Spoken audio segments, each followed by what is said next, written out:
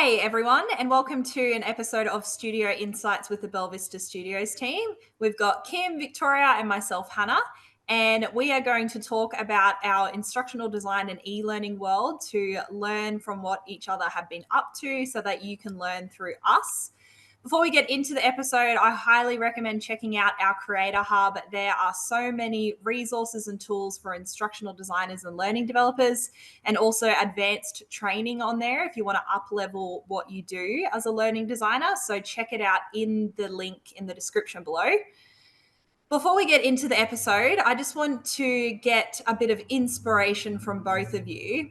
I've been learning about the power of really good advertisements, where they like stick in your head, they make you want to do something differently. So I wanted both of you, it's sort of an experiment, to think about an ad that you remember. Tell me what it is, and then we can just have a quick chat about why you might remember it, and we can potentially apply that to our learning solutions. I'm happy to go first if you both want to have a bit of time to Go think. on. Yeah. So the one that popped into my head is the menu log one, where it's like, did somebody say menu log? And that to me, like, that is always in my head. And I feel like I just like randomly say it in my head sometimes, even like when I'm not ordering food. So my lesson from that is like maybe coming up with some sort of jingle or short, like one line phrase that like gets stuck into your head and makes you think of it often. So I think that's something we could apply to our learning solutions. But there's no pressure. If you can't think of an ad, it's fine. But if there is one where you're like, oh yeah, this ad, I remember it, there must be a reason for it. So yeah, over to you guys. Mine is a jingle as well, actually. The thing that came, I'm like, what is it? Because your menu log singing was so fantastic. It's the McDonald's one. Is it like McLovin' It or McLove It or something? Or what is that one? Isn't it like I'm loving it? Yeah, something like that. Yeah. In my head, I was singing it, and then I got thrown by yours. And now I like have a jingle, like a mixed jingle playing out.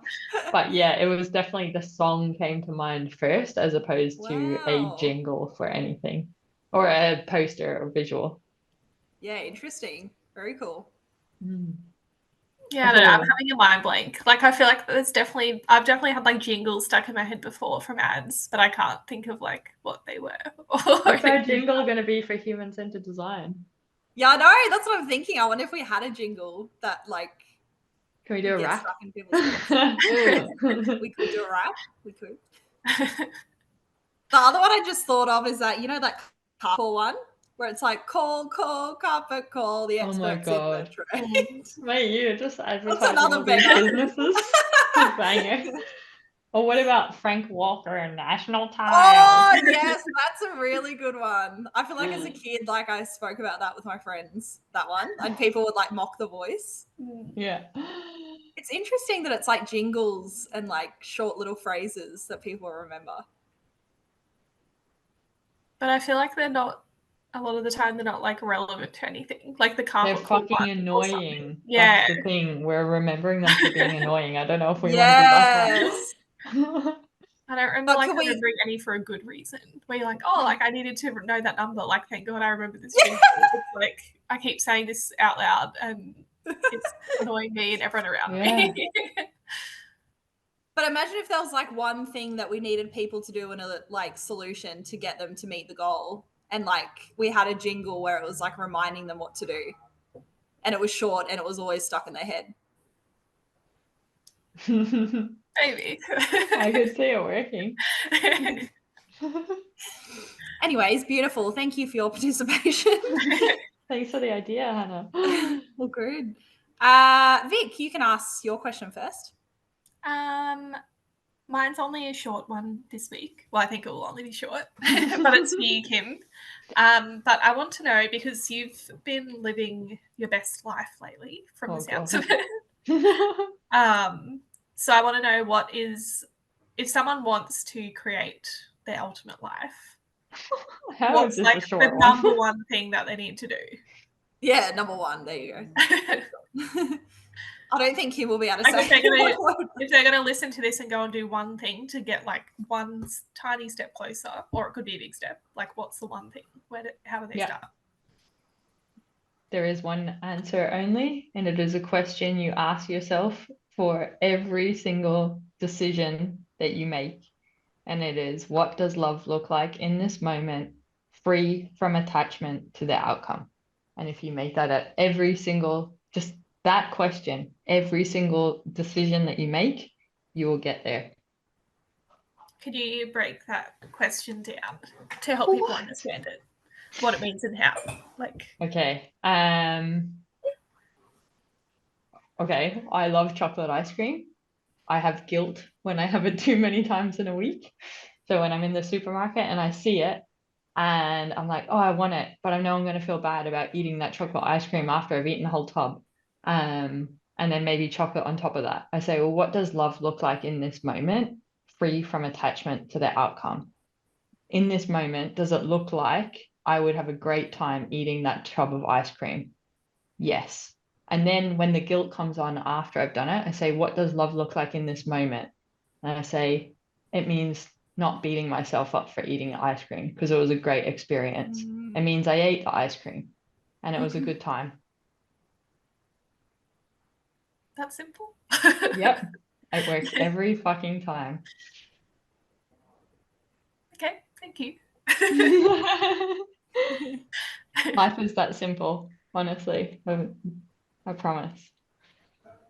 It can be applied to any complexity or scale.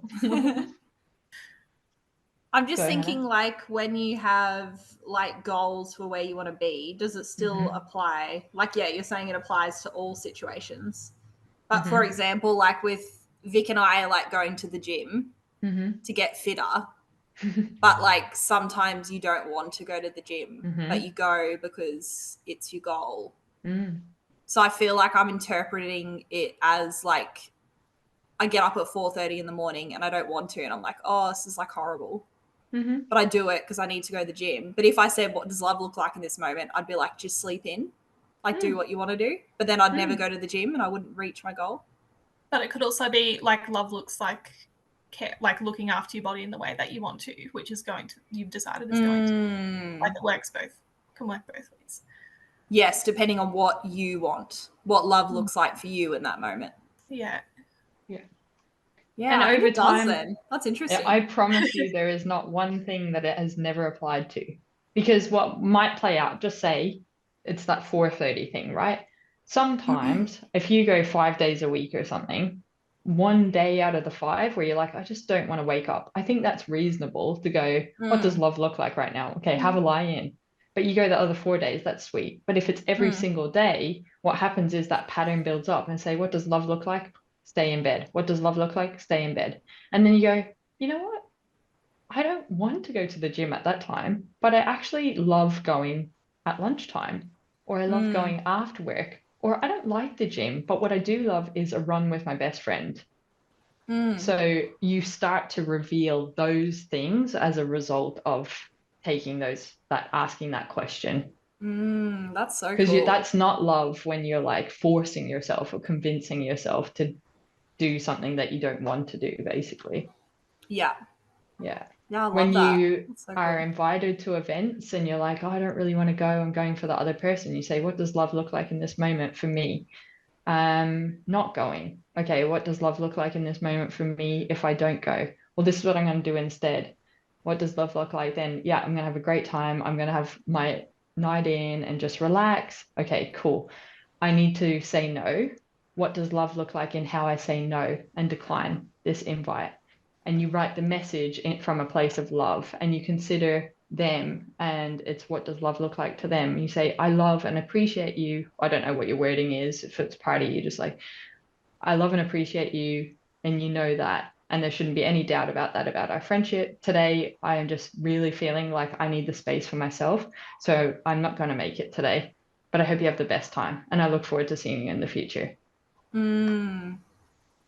That's really cool. Good question, Vic. That was really good. Because I feel like I definitely need to get better at that myself. Like that's actually helped me think about things differently. Because even like the other day I was thinking, how cool would it be to like, it's not even like a big thing, but like to finish work, order Nando's, watch like this show on Netflix that I'm loving, and just do that as soon as I finish work. And even that, I'm like, no, you can't do that, Hannah. Like, you have to make dinner. You have to like take Gibbs for a walk. You have to like clean. You have to do the washing. Like, even like that to me is love in this moment. If like I gave myself that gift, which is not even like spending $1,000 on myself or anything. It's so simple. But even that, like, I feel guilty about it. So that's like a good question to ask yourself, I think, to get you to like enjoy moments in life and not feel bad about it. Love that. Thanks, Kim. Just try it for the next time, for anything that comes up. Definitely. Thank you. And yeah, I feel like every time you ask it, it can go both ways. Like with the Nando's thing, it's like loving, what does it look like in that moment? Like it could be like treating yourself, what you would consider like a treat, or it could be like I'm sticking to, I'm going to be like my budget or whatever, my goals or whatever I have. And I feel like if you chose, this is like, you might not feel this way, but I feel like if you chose the treat thing every day, after a while you'd be like, I'm not showing myself love. Like this isn't isn't how I want to live. Like I want to exercise. I want to cook and make my meals and stuff. Like it's not like the what does love look like isn't just like a treat yourself thing. It's like yes, that's what I was wondering at the beginning, but I'm getting that now. It's not always like do whatever you want, treat yourself. It's like, well, you can. Yeah. But I see it as like both ways. Yeah, like, you think of like the situation, like I want to be healthy and that's loving myself. But one time having Nando's is like still loving yourself because it's just one time. Yeah. One time in the week or whatever. Like it's not like treat yourself all the time, but it's not like you've got to be so strict and so disciplined. It's like maybe it is though. Moment, like what do you feel like? But I mean, it's not like black and white. It's like what? Yeah, it's what's right for you in that moment. What do you want? Yeah. Yeah. I would say 90% of my life is a treat for myself. Wow. That's awesome. But it comes from, what does love look like in this moment? Yeah, I do want to eat out. Yeah, I do want to have 2 meals. Oh, fuck, I ate too much. Feel shit now. What does love look like in this moment? Well, you're not productive, so you're going to have to work tonight. And are you okay with working tonight? Yeah. Okay, go for a lie down. Chill. That's what love in this moment is. And then later when I'm like, have to work, I'm probably like, I'm all good to work because I'm just like, what does love look like now? It's like, well, I'm actually feeling good about myself because I had 2 delicious meals, had the rest, and now I've got the time and space and the energy to make up that hour that I took off earlier. So it's all just love. And is it about, this is like another, because this is interesting. Sorry, I'm getting deep into this. So good. Do you just have to deal with the consequences of how other people react to the this is love in myself moment? So an example, I'm thinking if you're like at work, this is definitely not us because you're so flexible, but if you're at a job where it's like you have to be there till 5 and you're like exhausted and you're like, I cannot do this anymore. And you're like, what does love look like in this moment? Leaving work early. And then your boss is like, that's not acceptable. I'm pissed off at you. That's ridiculous. And that happens after. Do you just like deal with that and like go with the flow? And if you end up not keeping that job, it's all part of your journey? Yeah, you just ask that question. What does it look like right now? Well, I want to cry because they just yelled at me. Okay, we'll hold space for that, you know? In what does love look like in how I think about the boss? Well, right now I want to say F you. Like, I can't believe you're not giving, like, the world has got way more worse things going on, blah, blah, blah. So maybe you do have some expletives and that is love for you, but you do them privately. And then you go, okay, well, what does love look like in this moment when I have to see them the next morning and I've been pissed off at them? It's like, yeah, I'm not ready to be friendly. I need more time, but I'm going to be polite because I'm not going to disrespect myself and be hurtful to another person because I'm frustrated about whatever happened. What does love look like later that day? Well, I've calmed down. I've created a bit more space now. I know that they were having a hard time yesterday, or I know that I had to meet that deadline, or I see where they were coming from, or they were unreasonable. And now what does love look like in this moment? That unreasonable inflexibility, I feel comfortable to, or love looks like saying, I need more flexibility in my role. what does love look like when you have to have that conversation? Well, I need to feel heard. I need them to also have the opportunity to speak up. I want it to be amicable, all of these sorts of things. So that's how it can play out. Very cool. All right. Does anyone have anything more to add on that one, or shall we move on? I'm all good. Thanks, Kim. Well, you can ask your question then, Kim. Okay. Hannah, I'd love to know what we can learn from marketing, because I know you got a blog coming out as learning designers, and you've been learning around that stuff. Advertising, that's where your opening jingle little conversation came from, I'd say. So I'd love to know what you're learning from the marketing world that we can apply to learning. Yeah, Please. sweet. So I did a masterclass on advertising and creativity. And they are two, I'm trying to remember their names. Silverstein and Godby, I think their names are. They're the last names, but they are really, really good at advertising, have won heaps of awards, very good at what they do. And some of their advice that stood out to me was, so when they create advertising, they want it to not look like advertising. So they try to disguise it so it's something that's more entertainment or things that people would watch because they want to instead. So that's like their philosophy for how they create things. So that might be like making and this can relate to your solution as well, whether it's an ad or a learning solution, it's quite similar. You want people to do something differently and capture their attention. So it could be like, for example, a rap or like a song instead, or it could be like it looks like a Netflix trailer, or it's like looks like a cartoon that you would love to watch when you're younger. Like that's some examples of things that they make the advertising look like. So just thinking outside of the box and not just doing like the usual advertising script. Other things were like really connecting with the audience and understanding what their world is like, which is our human-centered design stuff. So they would speak to their audience, find out what they thought about the product, listen to like statements and things that they would say about it, and then use that in the advertising to connect with them. So an example was that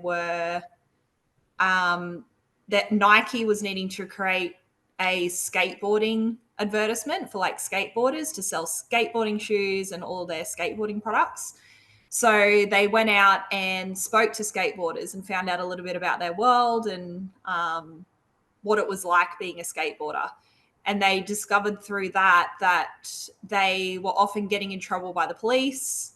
They were seen as like delinquents, that they were like doing the wrong thing. And you can imagine like if there's a group of skateboarders, the police are more likely to go over to them and be like, what's going on here? Like you shouldn't be skateboarding on the pathway, you're getting in people's way, that sort of thing. So that was the issue that skateboarders had. They felt they weren't taken seriously and were treated differently to other athletes. So they created this really cool ad where it was like other athletes, for example, like running or playing tennis, but they were in the position of a skateboarder. So these people were like playing tennis, and then the police come like running in and they're like, what are you doing? Like, get out of here. You're not meant to do that here. They get arrested, and then like the tennis players are trying to like climb over the fence to get out of like the tennis court. And it's like really dramatic, but it like really connected with skateboarders and how they felt about how they were treated for what they did. So that was a whole ad. It was super entertaining. It was funny. And that helped Nike to build rapport with skateboarders, and they got more sales on their skateboarding like wear and shoes and all of that. So that's an example of that one. Another one was they wanted to improve milk sales.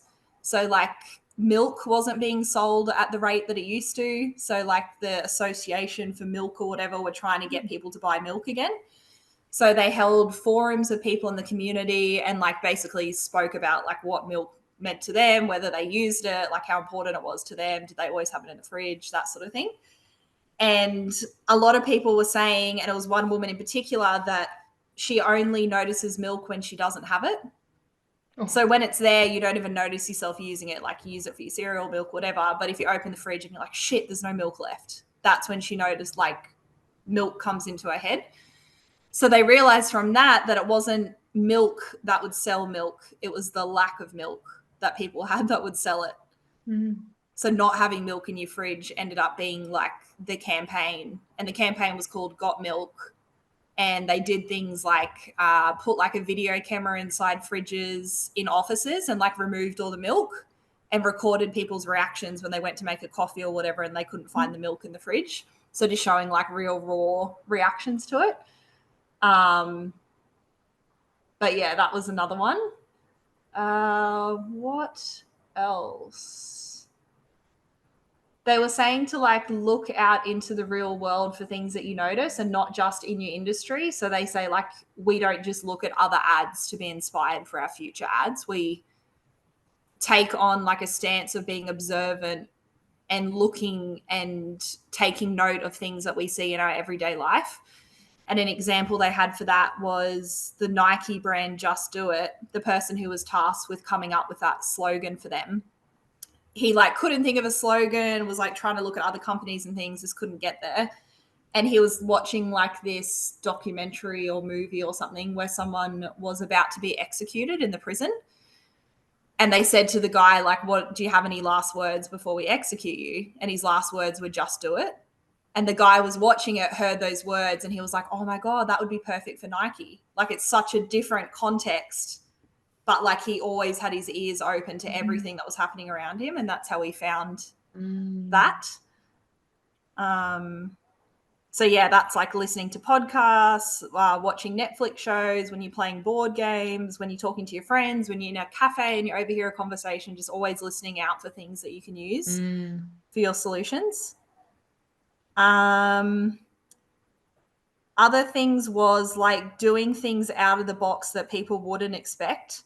So they had a client who was a Mexican restaurant and they made fresh Mexican every day. So they never ever like reused ingredients. It was always like fresh. So that was what made them different. So what they did, they were like, we need to play on that, the fact that it's fresh every day. So they made a new ad for them every single day and it was filmed that morning and released like at lunchtime that day. So like the ads were super shitty because they didn't have time to edit them properly. They were like just like people in the street being interviewed about like Mexican food and whatever. And they had like a lie detector set up on the street. So people would like, they'd ask the person like, what date is it today? And so, for example, I'd say today, like it's the 11th of October, 2023. And they'd include that in the ad to show that the ad was fresh and everything that was being said was filmed that morning. And that ended up being a really successful campaign because it was so different and no one had ever done it before or thought of it.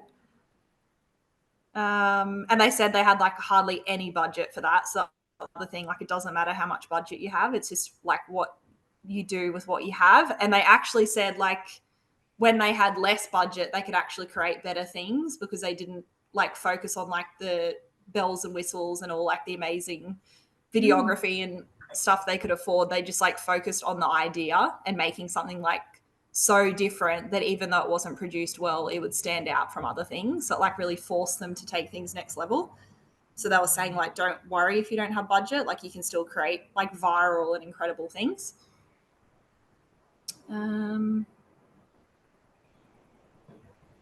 And the last thing I'll share is like shocking by doing the opposite. So they had like a campaign for baseball. They needed to improve like people watching like the baseball championship. And they looked into like what stood out in baseball. And something that stood out was one of the players, he might have been a coach actually. He was like really, really rude and a little bit like Novak Djokovic. Not saying Novak Djokovic is rude, but just like the anger where he'd like throw the tennis racket and like just be over the top, and everyone knew him for that. Okay. So they created an ad where they made him like really nice and used him as the actor, but made him like overly nice and almost like a therapist, like making sure everyone's okay and just like over the top, the opposite of who he is as a person. And that was the ad they used. And everyone was so interested because they're like, what the fuck? This guy's like horrible and everyone knows he is. And he's like got like anger issues and everything. But in this ad, like, he's so nice, so it was like a bit comical and different. So you can, like, that's another way to get people's attention, like shock them with something that's so opposite to what's realistic. They were the main things, I think. Bit different. Yeah, cool. Yeah, it's really cool. Thank you.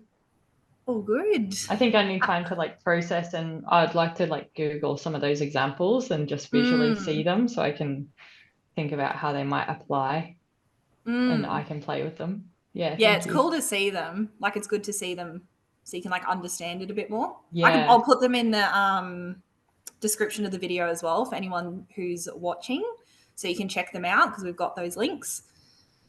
Okay, so all good. My question is for Victoria. So Vic ran a self-care day for her friends on the weekend, and I got to attend, and it was just lovely. It was a beautiful experience. Friends and colleagues, it was. Friends and acquaintances. And I was just wanting to know, because Vic like facilitated the day. She came up with activities on what, like, she had like a PowerPoint where people could like did like a life wheel and all these different activities to help like improve their life. And I just wanted to know from Victoria what her reflections were for like running a group activity like that and getting people to understand something they had never done before. Like what you learned, what you do differently next time to help people who facilitate activities.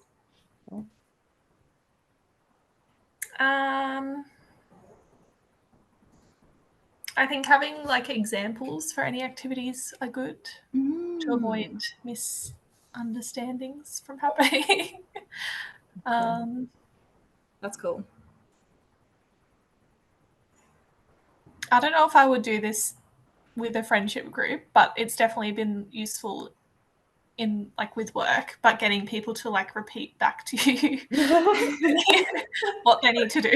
Tell me how you're going to look after yourself better. Like, yeah, it's just like you need to check people's like understanding of things.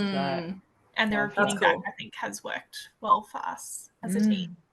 But I probably wouldn't normally do that in a social setting because it might come across a bit condescending.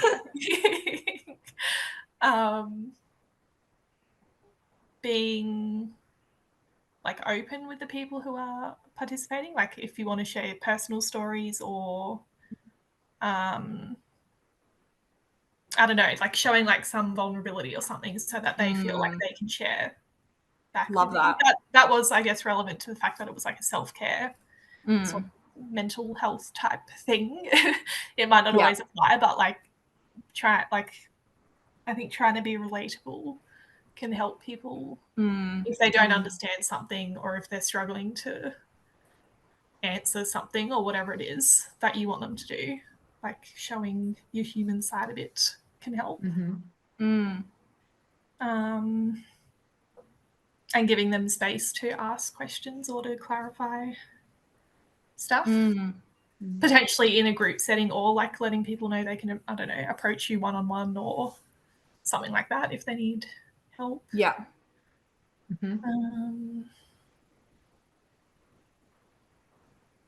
Giving people the option to share if they tasked them with something that could be like personal or that they might want to keep private, like not having a forced like everyone's going to say read this out at the end. Like I think it's good to have it be an option where possible, because people might not feel comfortable or they might not end up doing the activity how they wanted to do it because they know that they have to share it. Like so you don't get the like truth. They don't get to like experience that.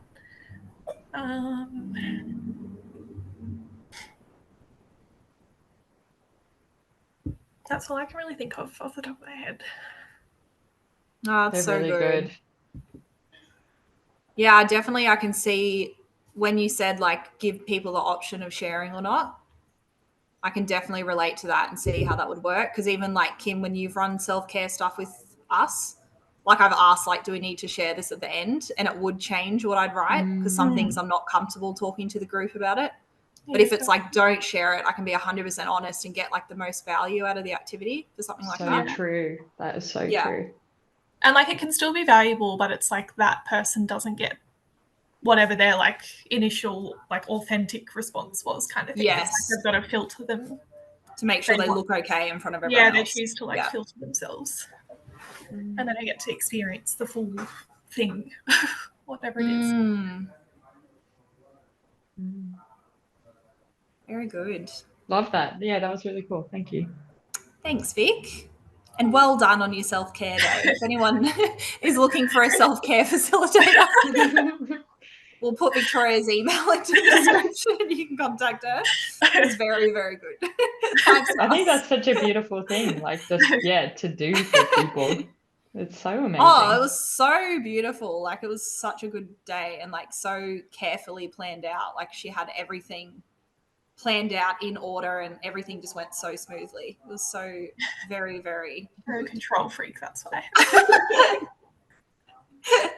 No, but it was relaxing. It felt like you had everything under control, but also it wasn't like pressure where you're getting people to like introduce themselves and like talk in front of, like it was very well done the way you did it. And I think because you can relate as if you were in that, this is how you'd want it. And I think you ran it in that way.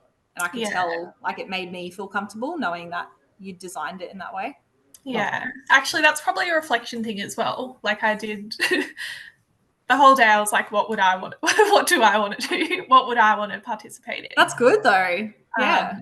I obviously like in the back of my mind was like, I think this appeals to like the people I've invited as well. Like I did consider them and what only invite the people that are like you. I considered what I thought they would like, but I also knew that they didn't know a lot about like what I was doing or whatever.